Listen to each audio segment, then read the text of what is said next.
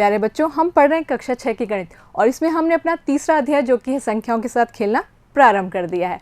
और हम इसी क्रम में प्रश्नावली आज लेने वाले हैं 3.6 और 3.6 में हम ले रहे हैं पहला सवाल, जो कि पहले सवाल में कुल 10 सवाल हैं और 10 सवाल अगर हम लेते हैं तो वीडियो बहुत बड़ा हो जाएगा। तो हमने क्या किया है, इस वीडियो में पहले 5 सवाल लिए हैं और अगले वीडियो में बाकी के शेष बचे हुए 5 प्रश्नों को लिया है। तो हमने इस वीडियो में शुरुआत की है 3.6 के पहले सवाल में ए से लेकर के ई तक। तो आइए शुरू करते हैं। पहला सवाल जो कि निम्नलिखित संख्याओं के मस ज्ञात कीजिए। क्योंकि मस का मतलब हम जानते हैं महत्तम समापवर्तक।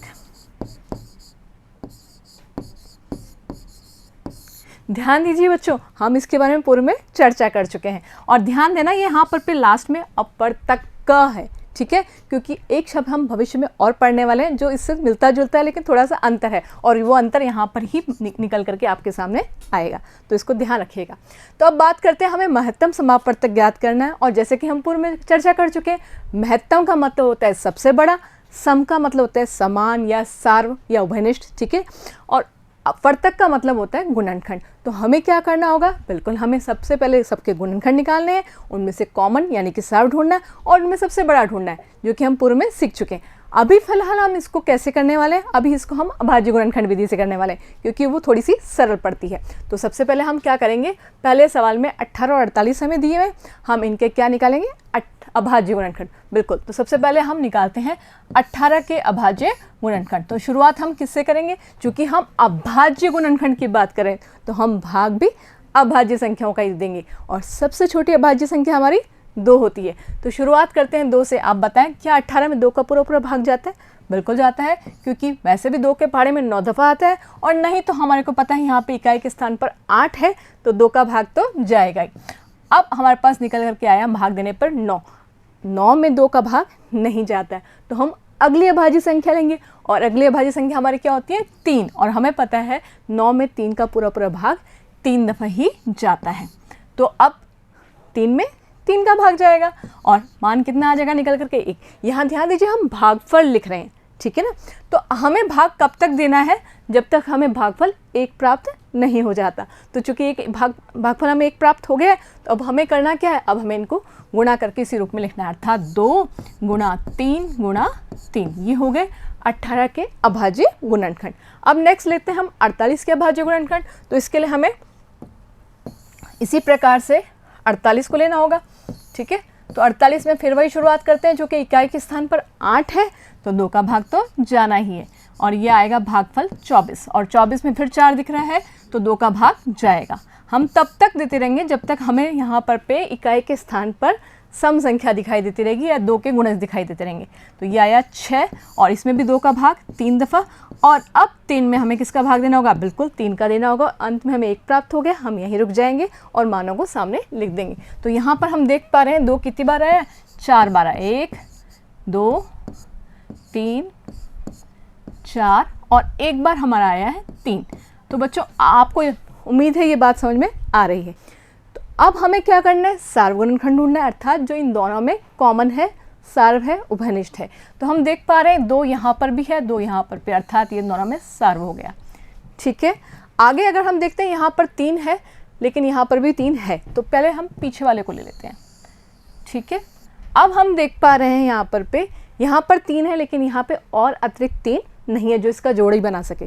ऐसे ही यहाँ पर 2 3 बार पढ़ा है लेकिन 2 के साथ के यहाँ पे कॉमन नहीं है, तो हम उनको नहीं लेंगे, जो भी जब तक कॉमन होगा उसी को ही हमें लेना है। तो इन दोनों के कॉमन का हम लिख देंगे 1 2 और इन दोनों का कॉमन का लिख देंगे 1 3 और 2 को 3 से गुणा करने पे क्या प्राप्त होता है, हमें 6 प्राप्त होता है। अर्थात हमारा 18 और 48 का मस पे क्या निकल के आ गया, बिल्कुल 6 प्राप्त हो गया। सरल है ना। चलते हैं नेक्स्ट सवाल पे, जो कि है हमारा सवाल नंबर बी।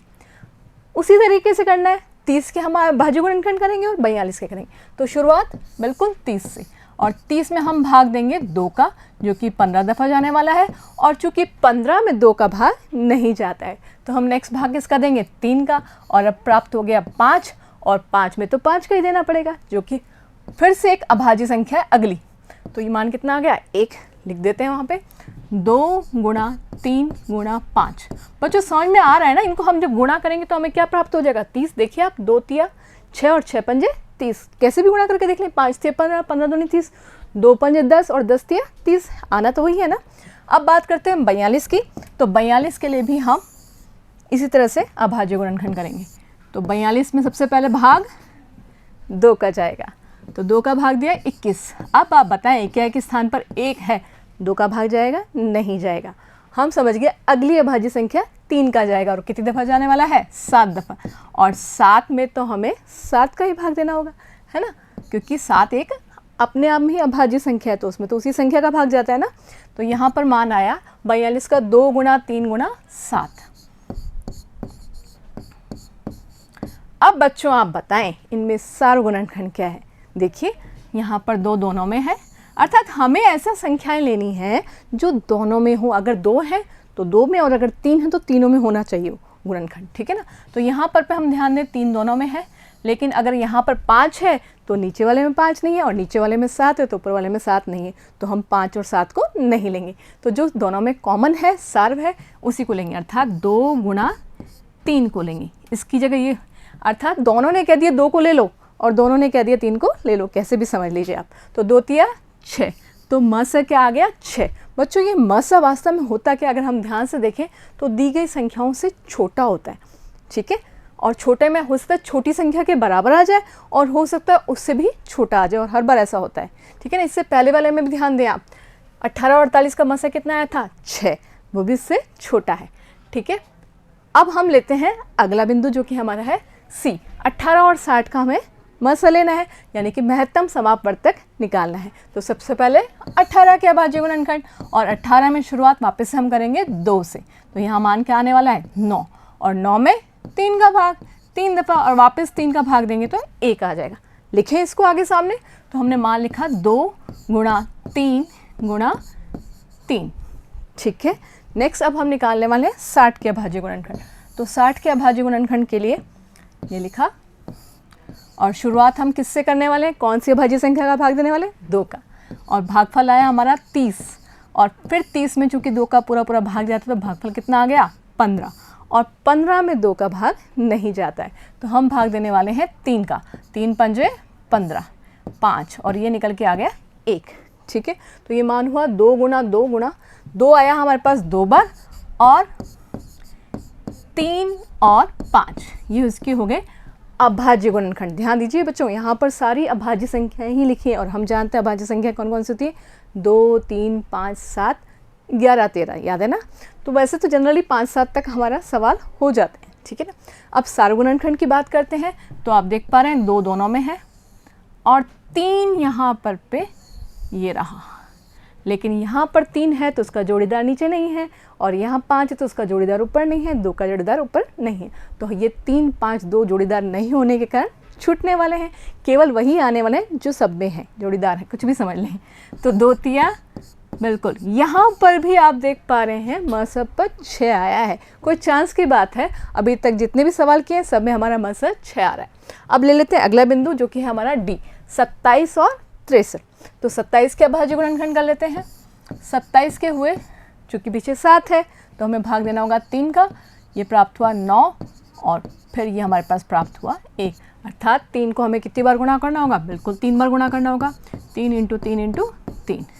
अब बात करते हैं 63 की। तो 63 के लिए हम इसी प्रकार से हल करेंगे। शुरुआत 3 है पीछे, और दोनों अंकों का योग कितना आ रहा है, 9 आ रहा है, इसका मतलब 3 का भाग तो जाएगा ही, और बिल्कुल जाएगा। कितनी दफ़ा जाएगा, 21 दफ़ा जाएगा, क्योंकि 3 दूना 6 और 3 एकम 3, भागफल 21 हुआ ना। और 21 में तो हमें पता है 3 का भाग 7 दफ़ा जाता है, और 7 में भाग देने के लिए हमें 7 का ही सहारा लेना होगा, अर्थात 7 का ही भाग देना होगा। तो यहाँ पर 63 के गुणनखंड क्या है, 3 गुणा 3 गुणा 7, ये अभाज्य गुणनखंड है, याद रखिएगा। और अब हमें सार गुणनखंड ढूंढने हैं। तो सार गुणनखंड हम देख पा रहे हैं ये 3 है, एक बार और 3 प्राप्त हो गया, और अब आप देख पा रहे हैं 3 का जोड़ीदार नीचे नहीं है और 7 का जोड़ीदार ऊपर नहीं है, तो 3 और 7 को छोड़ दिया। तो हमारे पास सार गुणनखंड के रूप में क्या आया, 3 गुणा 3, अर्थात ये 3, और इस 3 ने इसको प्रतिनिधित्व कर दिया, और 3 को 3 से गुणा करने पे क्या प्राप्त हुआ, बिल्कुल हमें प्राप्त हुआ 9, अर्थात हमारा इन दोनों संख्याओं का मस 9 है। और याद है बच्चों, हमने पूर्व में चर्चा की थी, मस जो होता है वो संख्या होती है जिसका भाग इन दोनों संख्याओं में पूरा पूरा जाएगा, याद है ना। अर्थात 9 का भाग जो मसा आया है उसका इसमें पूरा पूरा भाग जाने वाला है, हम जानते हैं जाता ही है। और ये आया 9 7 63। तो मसप का उद्देश्य ये होता है कि दी हुई संख्या में उसका पूरा पूरा भाग चला जाता है, ठीक है ना। नेक्स्ट अंतिम है जो कि ई है, 36 और 84 का हमें मस निकालना है, यानी कि महत्तम समापवर्तक ज्ञात करना है। तो शुरुआत करते हैं 36 के अभाज्य गुणनखंड से, और चूंकि 6 है इकाई के स्थान पर तो 2 का भाग तो जाना ही है। और 18 में वापस से 2 का भाग देंगे, 9 दफ़ा जाएगा, 9 में 3 का भाग 3 दफ़ा, और 3 में 3 का भाग 1 दफ़ा। अर्थात हमें प्राप्त हुआ 2 2 बार और 3 भी 2 बार। ये हुआ 36 के अभाज्य गुणनखंड। अब बात करते हैं 84 की। तो 84 के अभाज्य गुणनखंड के लिए भी हम इसी तरह से करने वाले हैं। ये लिखा 84 और भाग सबसे पहले इकाई के स्थान पर 4 है तो 2 का भाग तो जाएगा ही। ये आए 42 और फिर से 2 का भाग दिया तो ये पर आए यहाँ पर पे 21, और 21 में 2 का भाग नहीं जाता है तो कोई बात नहीं, हम 3 का दे देते हैं। और 7 में तो 7 का ही देना होगा, अर्थात 2 आया है 2 बार और 3 और 7 भी आए हैं। ये हुआ 2 गुणा 2 गुणा 3 गुणा 7। अब हम इनमें से सार्व गुणनखंड ढूंढेंगे, और सार्व हम स्पष्ट तौर पे देख पा रहे हैं 2 2 बार है और 3 भी 1 बार है। तो इनको ले लेते हैं 2 गुणा 3, अर्थात 2 दूनी 4 और 4 तिये 12। तो 36 और 84 का मध्य से कितना निकल के आ गया? 12। उम्मीद है बच्चों आपको ये सवाल समझ में आ रहे होंगे। तो मिलते हैं बाकी के बचे हुए 5 प्रश्नों के साथ नए वीडियो में। जुड़े रहिए। धन्यवाद।